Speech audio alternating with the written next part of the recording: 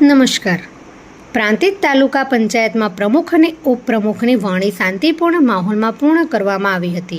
તાલુકા પંચાયતના પ્રમુખ તરીકે અંકિતાબેન જનકભાઈ પટેલની વરણી કરવામાં આવી હતી, જ્યારે ઉપપ્રમુખ તરીકે બળવંતસિંહ રાઠોડની પસંદગી કરવામાં આવી હતી. ઉપરાંત કારોબારી અધ્યક્ષ તરીકે તૃપ્તિબેન મહેશભાઈ પટેલની નિમણૂક કરવામાં આવતા ભાજપ કાર્યકરો તેમજ સમર્થકોમાં આનંદ અને ઉત્સાહનો માહોલ જોવા મળ્યો હતો.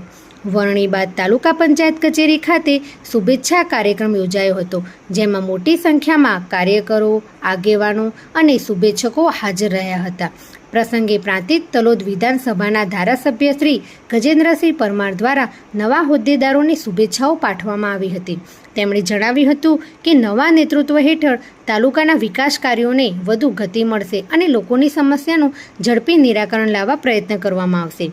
આ પ્રસંગે પક્ષના આગેવાનો દ્વારા પણ નવા હોદ્દેદારોનું સ્વાગત કરવામાં આવ્યું હતું. તમામે સૌનો સાથ અને સૌનો વિકાસના મંત્ર સાથે તાલુકાના સર્વાંગી વિકાસ માટે પ્રતિબદ્ધ રહી કામગીરી કરવાની આશા વ્યક્ત કરી હતી.